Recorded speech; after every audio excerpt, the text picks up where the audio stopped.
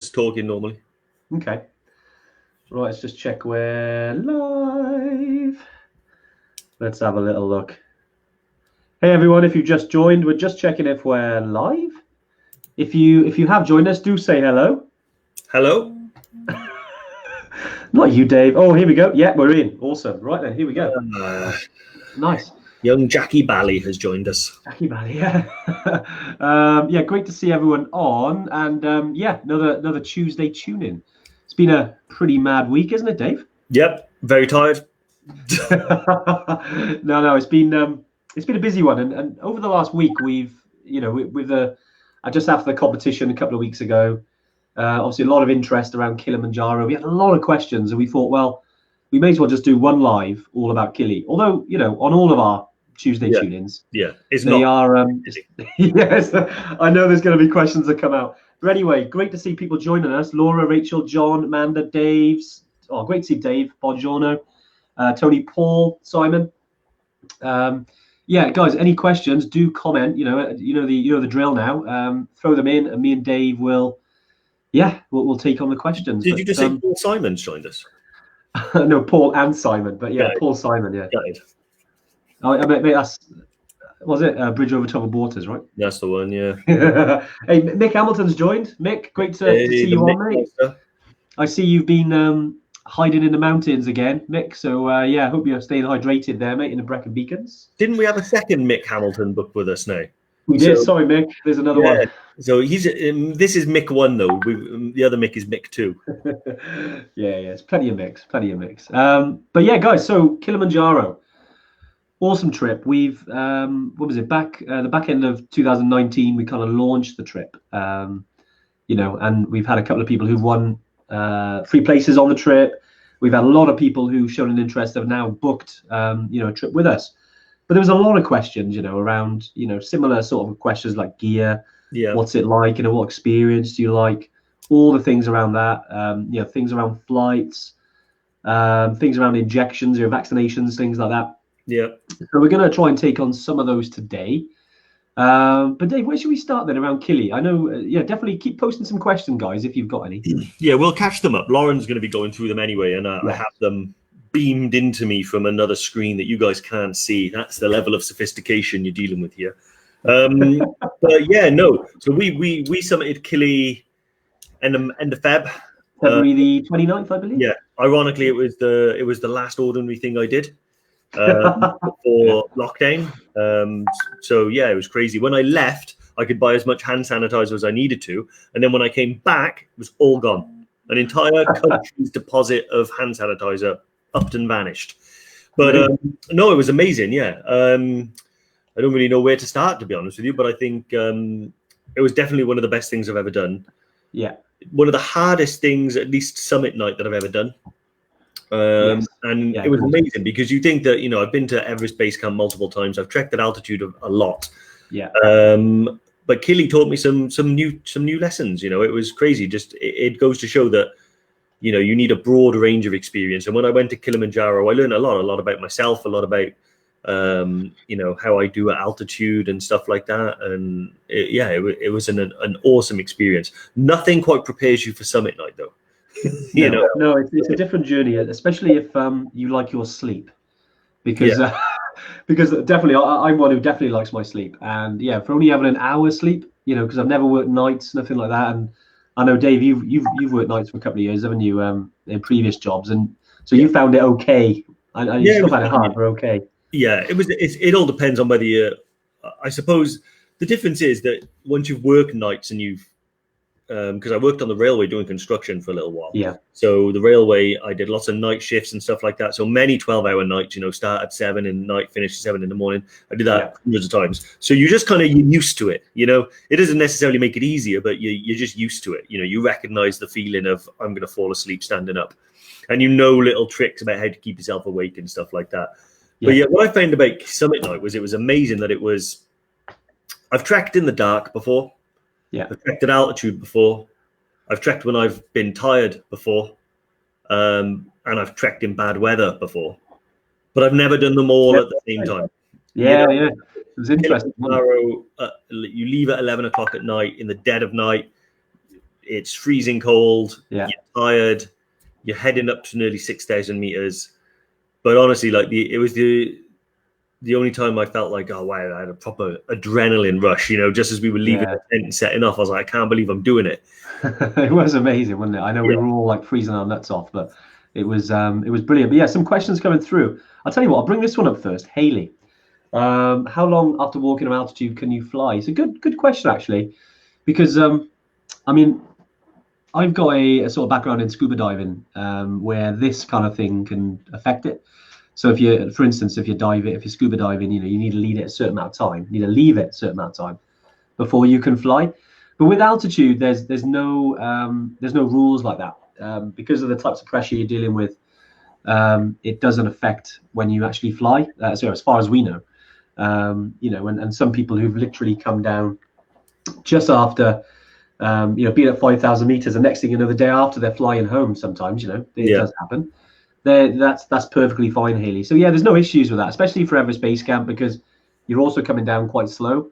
Even if you had to come down to sea level, your body loves that because of the amount of oxygen that you're actually the difference between, say, at Everest Base Camp, which is 5,300 meters, and then when you come back down to Kathmandu, which is just over 1,300 meters, it feels you can literally taste the oxygen. So yeah, but regarding flying, there's no limitations on that.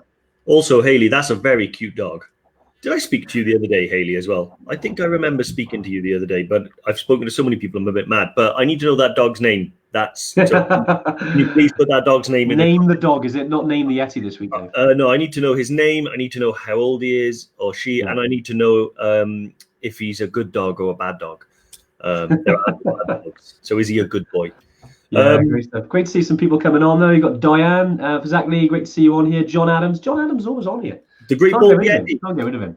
Yeah, the Great Bald Yeti. So, guys, if any of you have any if you're all any of you are follically challenged and you have any questions about how to keep your scalp in good condition whilst on a trip, ask the Great Bald Yeti. Yeah, he's a fountain of knowledge, that boy. Yeah, his answer to everything is wear a hat. Look, I know, obviously, as always on these Tuesday tune-ins, we do start off with a subject, but I don't want to leave these questions unanswered. So, Mark Toyne, Mark, great to see you on, mate. You've asked about flights to Nepal. But, no, good question, because at the moment, due to COVID, obviously with the UK lockdown, worldwide lockdown regarding flights, but they are resuming on the 1st of August, I believe. All going well. We're kind of planning for the best, but also planning for the worst. So, whatever happens, we're working to get everyone over in the autumn. But we are in touch daily with Anuj, our operations manager over in Nepal, just to sort of find out the lay of the land. As it stands, it's all good. But over the next few days, with any new information, we'll definitely be bringing that to the table. Yeah. But yeah, in terms of flights, so Dave, isn't it? It's 1st of August. Yeah, 1st of August. Yeah. So that's when the international flights are going to start flying into Nepal again. Yeah. I think they're going to just introduce it slowly, so one a week, building up to the start of the season, hopefully in September. We'll know more about what the actual real-time scenario is from the 1st of August. So when they start doing flights, we'll know exactly what's happening and when's it happening. But 1st of August is what's happening at the moment. We'll wait to see. I see, Haley called me Andy on the call the other day and made that mistake. Really? Oh, well, we do look similar. We've said it. I think that, don't worry, Haley, like hundreds of other EverTrekkers have done exactly the same thing. Even if they met Dave, they still call you Andy, didn't they? All the time. It's just the way it is. I'm going to get a T-shirt with like an arrow upwards and it says "Not Andy." We'll have to get one of those, Dave. Definitely. Let's have a little look. Sorry, guys, we're just going through the questions, and Lauren, the social Yeti, is also on the messenger. But she's already dropping them in. So let's have a quick look. Jennifer O'Keefe has a wee question about duffel bags. Do you get a bag when you arrive so you can take a wheelie bag on the flight? So it depends where you're going. If you're going to any of our Nepalese trips, you can take a normal wheelie suitcase, and then when you get to the hotel, we'll give you a really good duffel bag. Let's see what you've done there, Dave. Very good. Okay. So that's a dad joke there. Yeah, I was. In Nepal, we'll give you the duffel bag. In Tanzania and the other destinations that we have, we haven't got the supplier lined up yet to produce the bags to the level of quality that we have in Nepal. Yeah. So you can rent them in there for a few dollars a day. But I'd recommend just getting your own and bringing your own if you go into Tanzania or Peru or Morocco or anything like that. Nepal, use the EverTrek bag. Yeah, you can. There are in Tanzania at the hotel. There's a massive store there, so you can use one of their bags if you want to. We are trying to get some made, but like Dave said, they're not the ones in Tanzania aren't up to the same standard. So I didn't just want to give you any bag. We want to make sure it's similar to Nepal in the UK. Yeah. So yeah, I mean, in the next sort of 3 months, maybe by the time you arrive, there will be a bag there. We'll update everyone. Yeah. Who's going on the trip, just to say, look, now we've got some bags for you, because we want to. It's excuse me. It's always nicer when you arrive and you've got a nice little EverTrek bag. You can just dump all your gear in. Leave your luggage at the hotel, ready, nice and clean, ready for when you come back off the trip. So yeah, we'll keep you updated on that, Jennifer. But good question, mate. What else have we got on here? Good to see Mark Van Rossum. I know I messaged you earlier, mate. Great to see you booking on for Annapurna Circuit. I'll look out for your booking later. Paul Brigden. Yeah, Paul Brigden, I noticed you booked on this week. But yeah, is it harder than... I take it you meant EBC. Where's RBC? I wonder what that is. I'm trying to think of a mountain beginning with R. EBC. We'll have to... Okay, suggestions for RBC could be... But, weirdly, I just glanced down at my keyboard and I was like, yeah, R is next to E. It's going to be EBC. That's fine. It's a tricky one, I think, because it's not an apples to apples comparison. Yeah. So trying to find which one's harder sort of is a bit tricky. Nepal, you're trekking for, if you're doing EBC, it's an 11-day trip. If you're doing Kilimanjaro, it's 8 days. So Everest Base Camp is certainly longer. In terms of the up and down nature of the trip, they're pretty much the same. I would say that Kilimanjaro, for 7 out of the 8 days, is about the same or easier than EBC. Yeah, I agree. But one of the 8 days, Summit Day, is harder than any of the other days on Everest Base Camp trip. Yeah. The closest you'll get to it is when you go up Kalapatar. You're not far off in terms of altitude, but get up and down Kalapatar is like 4.5, 5 hours. Kilimanjaro from sort of the camp Barafu to the summit and back to Barafu is more like 12 hours, and then plus another 5 hours back down again. So Summit Day is harder than any other day on EBC. So on Kili, it's all leading up to one day. When you go to base camp, it's kind of staggered. Yeah, staggered. Yeah. Some days are easier, some days are harder, and it's just I can tell you which they are, but you'll have to find out for yourself, I guess. Yeah. No, Paul, I believe Paul's already done it. Yeah, he's done it. Yeah. So I think Kili's harder on one day. One day. Yeah. It's a brilliant. I mean, afterwards, because even though you'd be exhausted after that one day, it's a great feeling. I mean, that beer does become very attractive when you get down, and you've summited Kili, you've worked hard, and then you can just let your hair down. Yeah. I know. I'm just going through some of these comments, and I see Diane has put down about the post-climb party, and absolutely, yeah, we, you've got to let your hair down after doing the hard work. So yeah, no worries at all with the dancing and singing, Diane. I look forward to seeing some videos of that, definitely. Let's have a look. Food menu. Let's have a look. Just going through here because someone mentioned snacks. Here we go. Dave, I know you're pretty good with the snacks. Energy snacks, different snacks. Yeah. So there's two schools of thought on the subject. So one is you'll see a lot of people go in on summit night and they'll bring like high energy food, protein bars, and all that sort of stuff. I find that stuff terrible. So I think tasting. I'd rather take something that's going to sort of boost the morale, something I'll really look forward to. Yeah. So when it comes to summit night on Kili, I'll bring sort of, I don't know, like Haribo's, few Snickers, Mars bars. I brought a few Mars bars, which they were frozen solid by the time I got to the top. It was like they're out the freezer.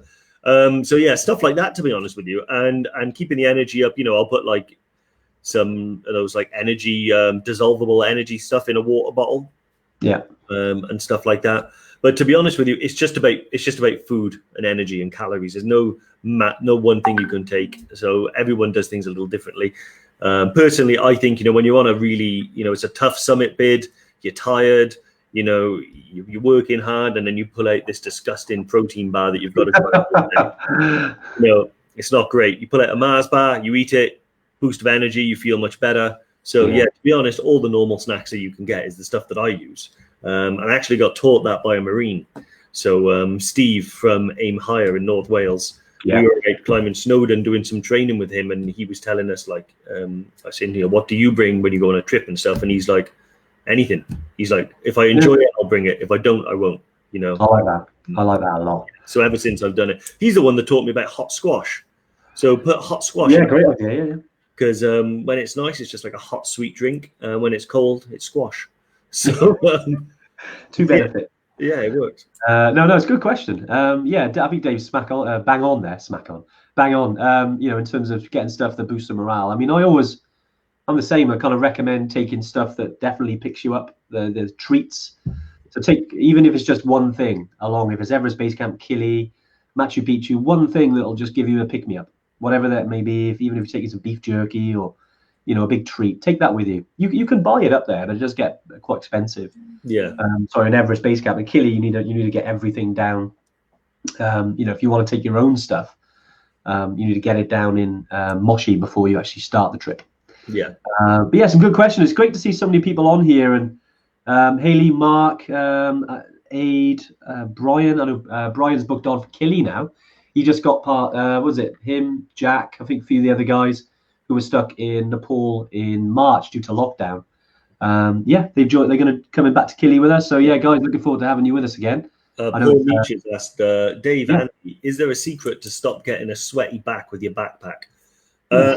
Good question. No, I'm never finding it. If you figure it out, you're gonna have to tell me, Paul. No, part and parcel of the way it goes.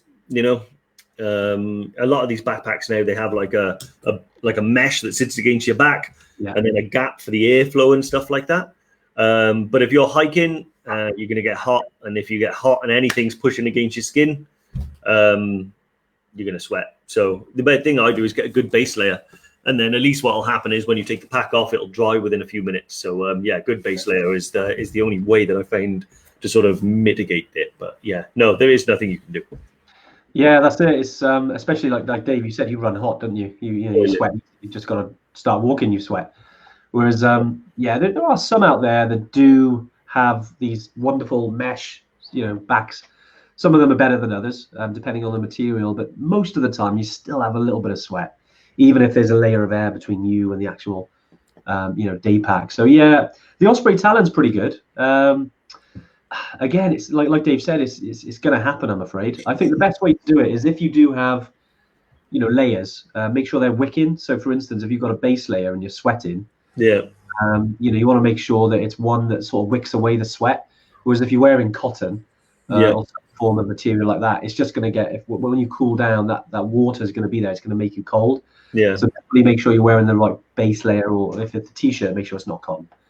I say that I've done that. I've worn a cotton shirt, and I'm like, we've all been there. There's two comments. So John Adams has reminded me about snacks. He's a great bald yeti. When me and John were walking around Namche just looking for snacks, we found a packet that was called hygienic dry meat. Wow. I think it was jerky, but cuttlefish coated peas. And I'll be honest, John worst day, he didn't get them. I couldn't have them, of course. I had to work. But John worst day. And also James Wright has said, Dave, am I wearing eyeliner? No, do I look like I'm wearing eyeliner? Well, I thought it was just normal. Yeah, I'm just, to be honest, James, I'm just falling back into my new romantic stage, so that's... Dave, I think you need to get more sleep. No, I'm really kidding. Some great comments on here, guys. Let's have a look. Typical food menu, ECB. Mark, again, I know we're here to talk about Kili, but any questions here, guys? Because if it's a question, needs answering. Typical food menu. So it's kind of an open menu on Everest Base Camp, as in you can choose what you'd like to have. Most of the time, there's some Western meals on there. So you can even have pizza. There's some pasta, potatoes, chips. But there's obviously the local stuff, because you've got lentils, dalbat, which is like all the Nepalese and the Sherpa and the guides eat that with rice. And the best thing about having the local stuff is that it's almost unlimited. Especially with dalbat, you can have a plate full of it, and then if you're still hungry, you can have more. With the Western dishes, they come, say it was like a pizza, for instance. Yeah. You know, bear in mind where you are. They're not, you know, it's not Domino's, it's not Pizza Hut. You know, you're in the mountains. It's basic, and the cheese is never great. I think we've only ever had one decent pizza up there, I think, Dave. I can't even think about the cheese. I love cheese, right? But I can't handle it. Also, ECB. I am loving it, guys. Whenever you have a question about EBC, the challenge now is to misspell it as many ways as you can. Again, John, when me and John went for the first time, I was telling him about dalbat, and John loves dalbat, and he was like, "I'm gonna have dalbat every meal. I'm gonna have breakfast, and then dalbat for lunch, and dalbat for the evening meal." And I was like, "For 11 days," and he's like, "Yeah," and I was like, 22 dalbats is what he's gonna have. That's a lot of rice and a lot of dal, but you know what? I bet he didn't. Well, he failed, but he did make it into like the teens. I think he had about 13 dalbats or something like that. Yeah, I remember that. Yeah. And then he went and had pasta on the one day where we went into a restaurant we don't normally use on the trail, Tea House, and we had the best dalbat I've ever had. Fresh vegetables. Yeah, I remember that. Yeah. They picked it from the garden that day, didn't they? Yeah, homemade chutney and everything. And John was sat there with spaghetti or something. So. Yeah. What else we got? We got Diane. Diane's a good question, actually. How soon before EBC? Yeah, she got it right. Before I should be getting vaccines. So yeah, sooner look at your date. I'd say sort of 6 months in, if you're going to get like your boosters, you know, your tetanus, your polio, your typhoid, you know, those ones that you get, I think it's every 10 years. Double check with, you know, your GP, or even visit a travel clinic, Diane. But I know if you go into, say, Kili, you know, obviously you've got malaria, you've got malaria tablets, which you need. And anywhere you go in terms of the rabies jabs, and the rabies jabs, you need to have, I think it's 3 over spread out over a certain amount of time. So you need to leave it a little bit. I think, Dave, you've had the rabies jabs. What's the gaps? So I think you have one, then you have another one a week later. Yeah. And then another one 2 or 3 weeks after that.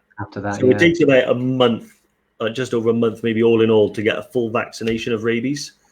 So once you're done, right? You don't. Yeah, but you have to have the first one. The second one you have to have within 2 weeks of the first, and then the third one you can have whenever. So I had the first 2, then I didn't have time to get the third one, and I got it like 3 years later. No, 2 years later I went back and had the third jab, and that was fine. Yeah, so it's one of those things. Rabies, they say, you know, we can't advise you to get it or not get it. It is classed as a maybe, you know, so it all depends on your comfort level. And like I said last week, I think that if I see a dog, I'm petting it, you know, any animal. I try and catch a monkey if I see it. So, you know, I get it. I get fully covered. What Jerome has asked here about UVA and UVB, what sunglasses, snow goggles do the Yetis recommend? So I use Julbos. Someone else asked about that as well. But yeah, Jerome, good question, mate. So Julbos I use, to be honest, they're pretty much they've sort of cornered the market when it comes to sort of high altitude glacier quality sunglasses. They offer a range of different lenses and stuff like that, depending on where you're going. So I've got a good pair. I think they're called the Spectron 4 lenses or something like that. Yeah. They're quite expensive for some. Well, I say quite expensive. They're about the same price as a set of Oakleys, you know. But they're really, really good, and they'll look after your eyes, because I got lots of like eye sensitivity issues at the you know. So whenever I go anywhere and it's bright, I have to wear sunglasses anyway. Yeah. The Julbos are the ones that I use when it comes to trekking high altitude. Yeah, I mean these are Oakleys. I used them when I was skiing. You know, they're pretty good when it comes to bright conditions. You know, because these are prism lenses. So normally they're on ski goggles, but they've built them into shades now. You know, if you're looking at if you just Google the Oakley prism, they are very good. Are you there? Have you, Dave? No, these aren't the Julbos, but they're prism glasses. They're the prism. These are a set of Oakleys. But someone's asked me, I heard it's pretty painful though, Dave. That could mean anything. What were we just talking about? Was it the rabies jabs? Rabies, yeah, I reckon it's the rabies. To be honest, the difference between the actual jab in the arm is negligible. They all hurt. I found that typhoid was the worst one for me. Really? Typhoid and tetanus. So one of them, I think it was the typhoid one. That, man, I had a dead arm for about 3 days. Yeah. But yeah, they are a bit painful. It's not the end of the world. It depends how bad you are with needles. Yeah, I mean, short-term pain, means that, like, for instance, with rabies, it's worse. If it's better than the alternative. If something does happen to you, saying that, I haven't actually got my rabies done yet. John has just said some basic Oakleys did the job for me. Good sunnies, about 60 to 70 quid for me. Hang on a minute, two things there. I think I gave him the Oakleys. And calling a present basic is quite insulting, I think. Let's have a look. David, he's talked about doing a safari after Kili, a realistic thing to think about. Yeah, absolutely. Loads of people do it. We've built, I mean, the actual Kili trip is relatively short. So the whole trip as such is 11 days. So yeah, if you want to incorporate some safari after your trip, we are working. I mean, we've got some packages already. We're trying to, because it's been a busy couple of weeks, but we're trying to get it on the website. So you can literally just click, add it, and it adds to your balance, and you can book that trip. At the moment, we're having to do it manually. So if you want to do a safari after your trip, just reach out to us. Ping us a message, and we can just get it added on. We'll obviously send you the breakdown, the itinerary, and the costs, and we can just add it on to your trip. Because we've done some safari. I went there first time 2008 to the Serengeti, and it was fantastic in Tanzania. Highly recommend it. If you're over there and you've got some spare time, even if it's for say 3 days, do it. You won't regret it. It's absolutely an amazing, special place. So yeah, we realise that although we're here for the trekking side of things, the team we have over in Tanzania, they're also just as good in the safari side of it. So yeah, it makes complete sense. And there's certain times of year as well, like for instance, obviously it's southern hemisphere, so it's a little bit different to the UK, but dry season I believe is June to October, and dry season is normally the best for safari. It is slightly busier because as you can imagine, it's summer months in Europe. So people are off school, you can get away, so it is slightly busier, but those are the best months for safari, generally June to October. Just because the grass is down, so you can see more of more of the animals. Whereas if you go sort of during rain season, the grass can be high, you might not see as much. Yeah. So it's something to think about if you're thinking about if safari is a big thing for you, and looking at dates. Yeah. Patrick Laster's just said yellow fever. So as far as I'm aware, when you go, as far as I'm aware, I was advised this last Thursday when I went for some blood tests and I spoke to a travel nurse, and I've been advised it on several other occasions by travel experts in the medical field who have said you don't need the yellow fever vaccination if you're traveling from the UK to Tanzania and you're not transiting through another African country or a place where it's prevalent. It's prevalent, yeah. So basically, if you're traveling, say you were traveling and you went to Kenya first and then you flew to Tanzania, you'd probably need to get the vaccine. But if you're traveling from the UK via, say, I flew via Doha in Qatar, and then I think you don't need the yellow fever vaccine. Yeah, very good. What you can have for most travel nurses and most travel companies like Nomad will provide you with a letter. If you want some comfort, you'll have a letter that says that you're exempt from it. So yeah, I've never had that one. Yeah, definitely. It's one I've actually had yellow fever years ago. Back when I first went in 2008, you needed to have it then to go into Tanzania. But yeah, that's changed now. You don't need it anymore. If you did, it lasts for 10 years and you get a certificate. But yeah, you don't need it, like Dave said, unless you're transiting or coming from a country where it's already an issue. Yeah. So from the UK, US, Australia, New Zealand, you're all good. Yeah. Some good. Let's have a look. What's Chris Tom? Chris, great to see you on the live. How much cash should you take for the trek itself per person? Obviously for EBC. With regards to cash, I mean, you can draw some out in Kathmandu, plenty of ATMs there. If you take cash with you, specifically to change into local currency, £100-200. It depends. You don't have to take much because all of your food's covered, all of the water, your tea, your coffee, everything like that. But if you want a beer or you want to buy some souvenirs, you want to take some spending money. It's nice to, as you're going through, just to, if you want a can of Coke or something like that, just something else you've got some cash there just to get it. So yeah, £200, and then you're looking at tips as well. So we normally recommend anything between £70 to £100 for tips in Nepal. They're not compulsory, but they're kind of, we like to say, culturally expected in Nepal, because it does, it is part of their earnings as well. So yeah, it is, if you're giving £70 to £100, that's a good amount. And what people tend to do is then, Chris, and obviously everyone else is watching, the group kind of pools the money, and then, you can kind of divvy it out then to all the guides, assistant guides, porters, etc. Yeah. So I just noticed Mark Skinner has just, will I need to use DEET repellent in the autumn trekking season as opposed to spring? Depends. Good question. If you're talking about Kilimanjaro and Tanzania, so you definitely need some. You can buy it there. To be honest, it doesn't agree with me. Like I had it on my hands before, and then I touched my lip, and my lips swelled up, and I had like a burn on my lip. More importantly than insect repellent is the malaria pills.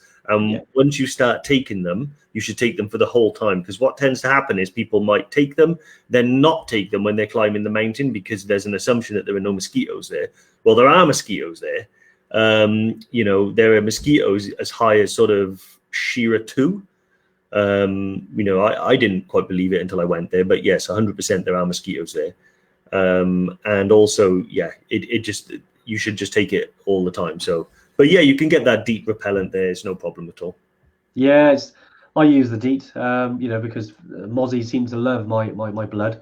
So yeah, it's always a bit of a pain, but after a couple of days, you don't notice it. But yeah, it massively get your malaria sorted, your malaria tablets, Mark. And yeah, with regards to Nepal, you don't need it. There's no issues when the Mozzies don't like altitude. Yeah. But the first couple of days you're on, or the first day actually, when you're climbing Kili, you do hike through the jungle. There's a lot of bugs and mosquitoes there, so it's always good just to take a little bit with you, just for the first day. Once you get higher, there's nothing really that we saw. There might be subtle differences, if it's really damp conditions, but they don't like altitude. Jennifer O'Keefe said a good question as well. So they're coming from Scotland, but in terms of best UK airport to fly from to get to Kili, I mean, there's loads. We've had customers from Inverness who've flown from Inverness, near Edinburgh as well. They've flown over to another airport. Some have even made their way down to London. We flew from Heathrow and Gatwick. But anywhere in the UK, any big airport, you've got Manchester, I even believe Newcastle, Belfast if you're in Northern Ireland. Yeah, if you're in Scotland, there's always, if you put a little search in Skyscanner or momondo.co.uk, it'll come up with some different ways of traveling there. There's no direct flights to Kili, so you do have to stop off somewhere anyway, to change. So yeah, loads of UK airports there, Jennifer. From Scotland, yeah, don't worry, there's plenty. We've got plenty of EverTrekkers who are from Scotland. They've travelled from like Inverness, things like that. Nice. I'm just making a note of Asher's comment. Okay. Incognito repellent for the face. Oh, there we go. Cheers, Asher. Let's have a look. What else is coming through here? There's some good questions actually. Someone mentioned Jerome. I'll just answer this one quickly because I know we talked about earlier. But Jerome, you mentioned about yellow fever last 10 years. Yes, it does. That's what I was told when I had my yellow fever injections. But I don't know if that's changed, but that's what I was told anyway. Again, anything like this, obviously this is just through experience, but anything around injections, things like that, if you want to chat to someone like a travel clinic or your GP, for official advice, definitely do that. And don't forget, if you come through us and you go through Nomad, you do get the free consultation as part of EverTrek. So if you do want to book a consultation, you do get some, was it 10% off the injections? Yeah, I think it's 10% off the injections. Then if you go ahead and have them, so just a little something really. If you do mention EverTrek when you're doing that. Yeah. Let's have a little look. So I did see someone ask. So I think it was Sarah Jackson. In our opinion, when's the best time to actually climb Kilimanjaro? Oh, good question. Yeah, so to be honest, Kili's really good because there's a lot of options to climb Kili. It's pretty much, we don't recommend it in sort of April, May time. So we don't offer a lot of trips during that time of year, largely because of the rain, you know. So when you get to the top of Kili, the last thing you want to do is, you know, experience really bad weather and not have to see the view and stuff like that. So yeah, and also November. So November again is a time where we don't tend to run trips because the weather's not all that great for it. But yeah, January, February into mid-March, and then sort of June, sort of mid-June up until October, and then you can do December to February.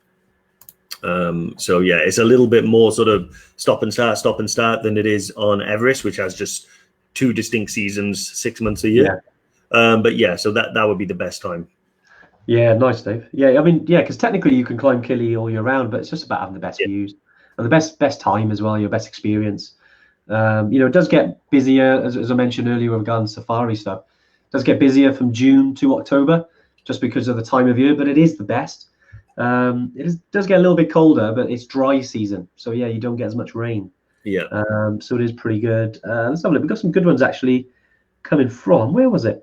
Alice Dixon, you mentioned, do we include flights or do we book them separately? Yeah, so with our trips, on any of our trips, we don't sort your international flights. There's a couple of reasons for it. The main reason was, in the beginning, was always cost, just because it's normally cheaper for yourself to go and just book them separately. Because we pick you up from when you land and then we drop you off when you leave, it's just the international flight you have to sort. And I think the other big thing for us has been flexibility. I think it's been apparent that with COVID-19 in March, you know, that one of the big pain in the backsides has been reorganizing international flights for everyone. You know, you imagine if you had that with us, that the flexibility we offer would be different, because you can move your trip with us anytime. You know, there's no cost to moving your trip, because for us, it's very easy to move your date. You know, it's a 10-second job for us, you know, as long as you give us a little bit of time. But if you included flights, that would be a whole different process. Yeah. So yeah, although we were looking to possibly include international flights as an option, we kind of almost decided against it due to the last sort of 5 or 6 months. Yeah. You know, we want to stick to what we're good at. I mean, the trekking side is what we're known for. It's what we're good at. So you know, but we'll certainly help you, point you in the right direction. You know, you've got hundreds of our EverTrekkers who've come on trips with us, and yeah, just sorting your international flight. I know it thinks, I wish it was all in. But, you know, just having that flexibility at the moment seems to be really valuable. Yeah. So I'm kind of happy that we don't do the flights right now. But yeah, we'd definitely help you if you book on the trip. Yeah. Also, we haven't really talked much about kit, Anne, so I'm going to just... so Tony Mankey has asked, what's some good sweat wicking pants? Okay. So, yeah, now, there's a couple of different options here. So you can get Icebreaker, Anatomica boxer shorts, and you can get the Smart Wool boxer shorts. They're merino wool based, so any merino wool based underpants is going to be brilliant. Yeah, they're not cheap though. They're about 30 quid a pair, but you can get them often in a sale or anything. But if you just buy a set of Icebreakers, for instance, you're going to be paying about 30 quid. What I've done is just like when I've got a trip coming up or something like that, I did this ages ago. So I'll buy a pair next month. I'll buy a pair next month. I'll buy a pair. So I've got about 9 pairs now. So I've got an incredibly expensive underpant collection, but it does make they are brilliant. The one thing you want to avoid is any like cotton boxers and stuff, like just normal boxer shorts. They're terrible because they'll get wet with sweat and they'll stay wet for the entire time. I know Adidas do some good stuff as well, and Under Armour, they do some good stuff as well. Personally, I always stick to the merino wool because they last so well. And at the end of the trip, you know, they're in much better condition. You know, I wouldn't exactly say clean, but they're nowhere near as toxic as some of the other pairs that I've had. You know, so yeah, check out the Smart Wool and the merino wool. Nice. Now I might have to get a couple of pairs myself, Dave. Too much. Yeah, Mark's like too much detail, Dave. Too much detail, mate. Yeah. Yeah, some good questions here. Let's have a look. Jackie's asked a good question actually, just in terms of the trips we run. You know, we met by us on the trek, or those local guides. Yeah, so we don't have any Western leaders on our trips. They're all local guides. We're very passionate about using local support rather than international guides. Some trips we do go on just because we can.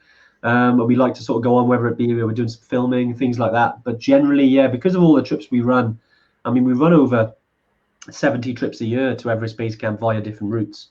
You've got Gokyo Valley, you've got 3 Peaks, 3 Passes, the classic route. And then you've got more or less, we're going to be doing roughly about half that to Kili. So yeah, as much as we love to be on them all, it's, we wouldn't be in the office all the time. So yeah, because we run the company from the UK. But look, the guides we use are the ones we've specifically chosen to be EverTrek guides, which we like to think are some of the best out there. I mean, just for example, on Kili, for instance, we had a guide back in February. I think James, who's watching now, was on that trek, and we had a guide called Yessi, and he had climbed Kili over 400 times. He's actually done it in 9 hours because he's so fit, isn't he? Yeah. And so that just tells you the level of experience we're looking at when it comes to the guides. And it's similar in Nepal, South America, Morocco. We don't like using new guides. We like to bring people up, So what we try to do is we have the guides, which are head guides, and then we have assistant guides, and then we get some of the porters. And some of the porters actually want to become assistant guides and eventually guides. And most of them come from porters. So we like to almost educate them, teach them better English, get them to that level. So we're always working with our suppliers by doing that. Yeah. Unfortunately, Jackie, but if you want to catch up with us, definitely come on one of our training weekends in the UK, because then we do run those. Gives sort of customers a time just to engage with us, and maybe if you've got any questions, things like that, or any of the travel shows. Because obviously we'd love to meet you all. Might be some new news coming soon, which might mean we might even meet before the end of the year, but we'll let you know. Good question anyway. Leah has asked, do we have any female Yetis for secret women business questions? Yes, we do. Email Lauren at evertrek.co.uk. And so Lauren will answer all your secret women questions for you. No problem at all. Another thing as well, Leah, if you jump into the High Altitude EverTrekker group, there's a lot of EverTrekker women who have been on trips with us, people who are going, who, if you put a little post up there, I'm sure that they'll drop you maybe a direct message if there's any specific questions that you have. Because we get a lot of EverTrekkers who have been with us, and definitely drop those questions into the group.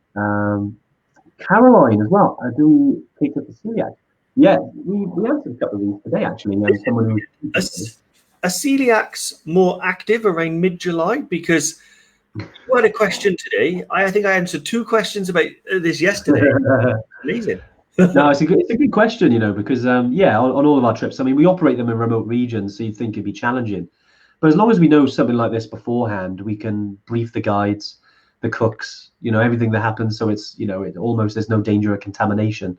Because we've had lots of customers with, symptoms like this, conditions like celiac disease, things like that.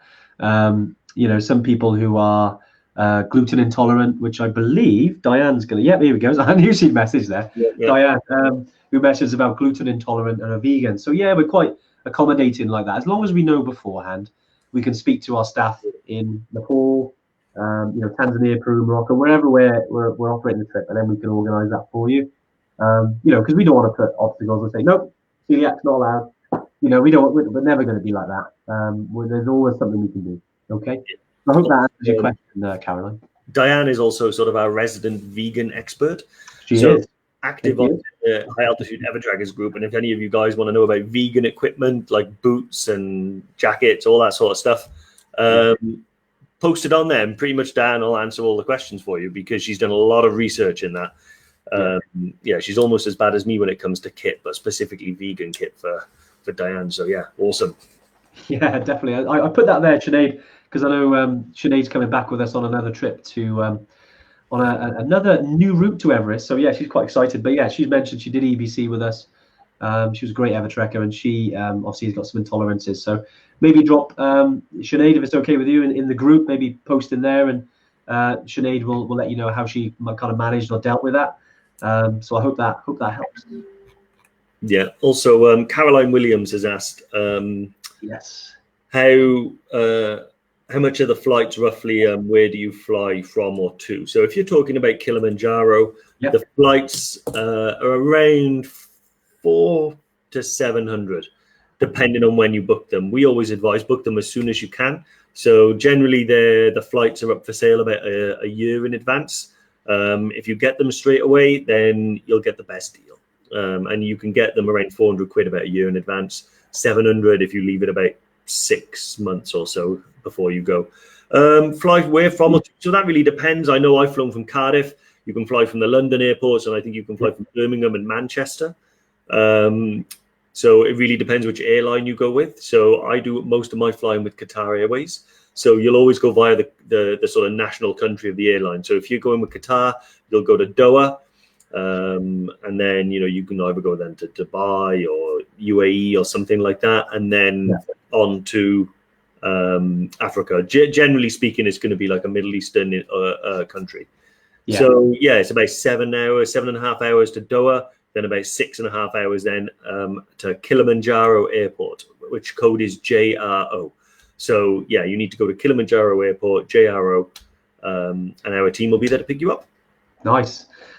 Scott's had a good question as well around obviously looking to book in with us and go in January. Yeah, sure. I mean, we've done Kili in February, but January is very, very similar. It's Southern Hemisphere, so it can be a little bit of rain on the lower slopes, but generally it's fantastic. You mentioned you're an asthmatic. I don't know if you caught up with the last live we did, which is all around asthma actually at high altitude, because I suffer with it myself and have done all my life. It's certainly one of those things. As long as you can manage it, as long as you've got your medication with you, there's no reason why you can't, operate at high altitude. People have climbed Everest with it, with asthma. So it's certainly, don't see it as a disadvantage. It's one of those things that generally people perform quite well with it. Yeah. For some reason. But it's, like I said, as long as you manage it and get it sorted. I mean, the more fitness you do put into it, it does help. But it's just enjoying yourself when you're out there. It's not fast, it's really slow going. Sometimes you feel like it's going too slow, but it's for a reason, so you can acclimatize. So I remember when I was out there, even on summit night, my heart rate didn't really go above 120 because we're moving so slow. So your body's not working hard then to fight, to give you more oxygen, because you're going so slow. So Scott, we'd love to have you with us, mate. So definitely get yourself booked in. Also, I just noticed here, who asked about vaccinations? Someone's asked about vaccinations. We've covered it a lot, but I've just remembered that for Kilimanjaro, we have got a top 10 ask questions. So I think if Lauren can post that link on here using magic, it'll appear. Basically, one of those top 10s is all about vaccinations and stuff that you need for Kilimanjaro. To be honest, it's anywhere really like that. So it's exactly the same for Nepal, except for the malaria. So if you go to Nepal, everything's the same. You just don't need the malaria pills. If you go to Africa, it's all going to be there. We'll do it any minute now. I'll try and. I can see it appearing. I'll wait for magic to appear. Olivia's asked a good question because, I mean, we obviously talking about it today. But we've had a lot of people take advantage of the £10 discount, £10 deposit. And the £300 discount as well that some people have taken up on new trips they're booking. It is the last day today. Obviously we were gonna, you beat me to it, Olivia. But it is the last day today. So if you're keen to get on a trip with us, take advantage of the £10 deposit. Kind of no-brainer if you're looking to book onto a trip. As I said before, we're super flexible, but that's what we're here for. Any questions, anything that's putting you off at all from joining us on a trip? I mean, if you want to do it, we'd love to help you get there. That's what we're here for. So it is the last day. So if you are watching, keen to get on a new trip with us, put that tenner down and get yourself on a trip. Let's have a look then. What else we got, Dave? Jackie Bally has asked again, are we... Hang on, so 2 seconds. I've lost it. Okay. Because they come in and then they disappear. They disappear. So, are we met by one of your guys on the trek, or are we met by? I've already answered that one. We've done that one, haven't we? We did that one, but it's all right. You can talk about it again, Dave. It's fine. So we're actually really passionate about using the locals. Very good. No, it's been some good questions on here. I'm just going through because obviously if there's any questions that we have missed, we'll go through and make it. But I think that's coming towards the end now. But yeah, with Kili, it's a fantastic trip. Any any trip you're looking at high altitude, we'd love to have you with us. We're here to answer any questions. That's why we keep doing this every week, and we will continue to, because it's great. I mean, we get some really good participation. So yeah, really appreciate you guys for joining us. Yeah. I think Olivia, you mentioned there about using the discount. So if you are keen to come on a trip with us, definitely get yourself in. If there's anything putting you off or stopping you from doing that, just reach out to me and the team. Yeah. Obviously we're here in the office today, and some of our staff are working from home. Before we do go though, I know Olivia has dropped in another question. Let's have a look. Do you share tents or have separate ones, Dave? We normally share. So if you book onto the trip and you don't say anything otherwise, you're going to be sharing a tent. Yeah. So what we always try and do is, we put the boys with the boys and the girls with the girls, so everyone feels a little bit more comfortable. And that's the way it works. If there's an odd number, then obviously someone's going to get their own tent. So that person's going to be lucky. If you want your own tent, no matter what, yes, you can. There's a single supplement option. I think it's £150 extra. And basically that covers the cost of the additional porter and the additional tent and mat and stuff like that. That's all going to be carried for you. So yeah, for £150, you can definitely have your own tent. It can help with, if you're really bothered by snoring, although those tents are so thin, you can hear each other's thoughts through the wall. Are you going to say that? Yeah. So, if you feel comfortable on your own, then you can be on your own. To be honest as well, I often think that I love the idea of having my own room and my own tent, but when I'm out there, I actually am usually quite glad that I'm sharing with someone, because it means that someone's there with you. So if you wake up in the night and you're not very well or anything like that, you can just sort of elbow them and say, give me a hand or something like that. Yeah. And it's nice to have a little bit of company and stuff like that, and someone to help you out. It's important, isn't it? Because it's almost peace of mind as well, having someone else with you. Just in case you have a bad night or you're not feeling very well, it's nice to have someone there. And especially if you're going on your own, it's nice to sort of connect with someone in the group.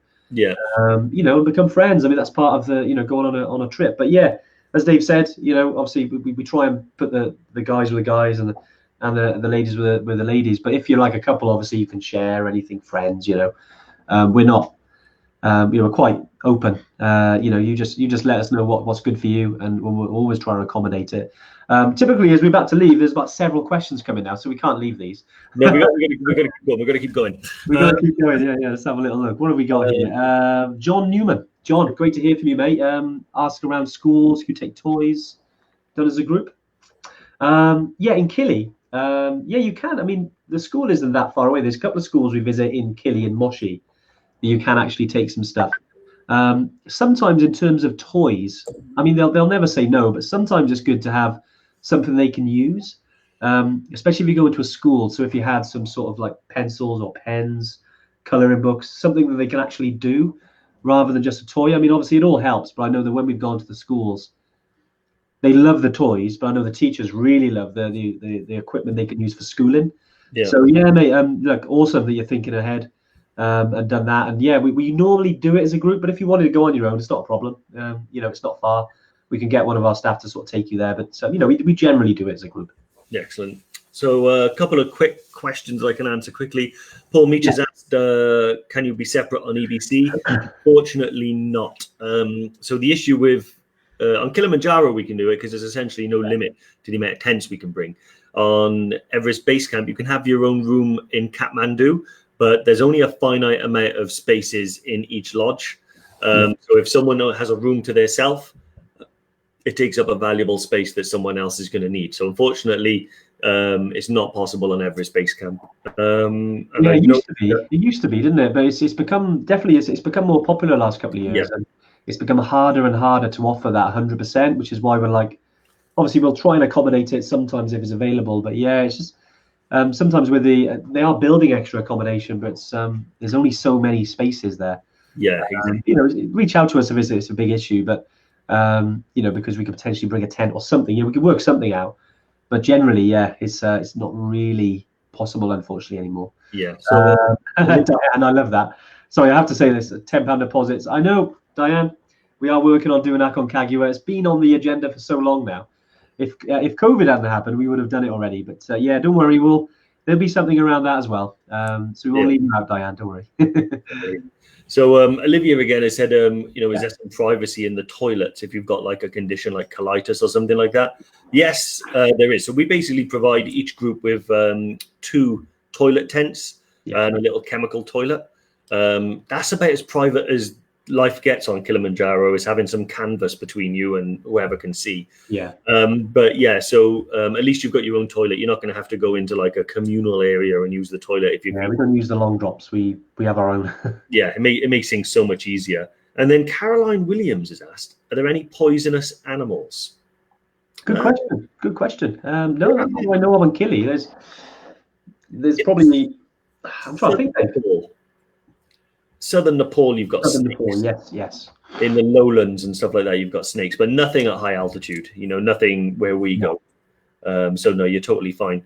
The only thing you need to worry about are the high altitude yetis. They do drop in from time to time. Yeah, exactly. But they're not poisonous or very aggressive. But they can be very annoying. Yeah, definitely. No, some great stuff coming here, and I think just finish off what Olivia was saying, just about toilets and stuff. Yeah, we have added this. I don't know if we put it on the page because it's something new, but we've added our own toilets. Because when you go in from camp to camp on Kili, it's already got toilets at each camp. But yeah, we decided just to have, like you said, that little bit of privacy. It goes a long way. So yeah, we do have our own. Bit windy, if the wind's up. So, but you can't do anything about that. But yeah, definitely, you get your own. Sorry, mate. I thought you meant like. No. Yeah. No, I didn't mean that one. You can see the tent billowing a lot of the time. Sarah Dickinson's actually had a good question around going up in a size on your boots. Another good dog. I know there's so many dog pics here. We love it. Olivia, Sarah, sorry, you know the score. Before I can answer the question, I need to know name, sex, how much of a good dog that is, that type of thing. Yeah. It's no good question about your boots though. I mean, I'd say it's probably best. I'm not sure if they're open right now, but if you went to somewhere like Cotswold Outdoors and got your feet measured, they could probably tell you what good size is. I mean, I wouldn't suggest going up on a size. It might be a bit too much space, and that's going to cause you some blister action there. Normally, I mean, it's an old cliche, isn't it? You don't know until you try it on, you use it. But yeah, sometimes that's the best way. I mean, it's trial and error. It's taken me years to find a really good boot. Dave, I know the same with you. Yeah. All the boots you've had, now you found obviously the main little boutons you kind of literally swear by, because they fit, don't they? But you've got, and it was bang on the size you normally go for. So I buy. It used to be like I grew up hearing that, that when you buy boots, you buy a set bigger, largely because you wear like big thick socks and things like that. But actually, things have developed now. You don't have to wear these you don't need these giant big thermal socks all the time. Yeah. The boot provides the majority of the insulation. So generally speaking, you should buy a boot that fits your size. So when you're buying a boot, even though I know I'm a 10.5, I'm a 10.5 all day long. So the main little boutons that I bought are a 10.5, and they fit perfectly, with or without a sock. So a thick sock rather. I tend to use a medium to a thin anyway. I've never needed a thick sock. So yeah, I personally think that the way things are now and with the way boots are made, you can buy a pair that fits you as per your size. But always get your feet measured in the shop first. If they can't measure it, go to a different shop, get them measured, and then go back. And then if they say you're a 10.5, then you need to try 10.5, and then if that feels too tight, then go above or down. But yeah, always recommend trying them on first. Yeah, nice. Oh, his name's Barney. Awesome. 6 years, he's pretty good. Ollie doing slightly more chat. Is that why Ollie doesn't get featured in the picture? Because he's a challenging one. Because he's a challenging one, yeah. Olivia's asked another good question just around ATOL. Yeah, ATOL is again to do with flights. When you get an ATOL certificate, it protects your international flights. So definitely make sure that anyone you book your flights through do get your international flights. You do get an ATOL certificate for it because it protects you. Something similar. I mean, we have our own insurance, that covers the company, if you like. But it is up to each individual customer to get their own travel insurance that includes like helicopter evacuation or high altitude. Most companies, again, Lauren, if you're on here, we've got an article around, we've written on our website, on a knowledge center, around different insurance companies we use. It's built around Everest, but you can use it for, it is built for, you can use it at any high altitude trip. Yeah, so basically if you look at a Campbell Irvin, True Traveler Insurance, Big Cat, you've got a company called Dog Tag, all those, they include high altitude trekking insurance. So yeah, Olivia, definitely get yourself insured on there. I mean, it's not something you need to do like years in advance. Sometimes you get people, and we've done it like the day before you travel. You know, it's as long as you get it covered before you arrive, that's the important thing.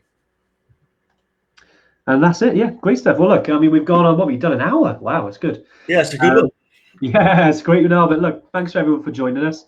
You know, great to see so many EverTrekkers on here as well. And you know, if you're keen to book on a trip with us, just reach out. You know, Olivia, I know you said you're going to book.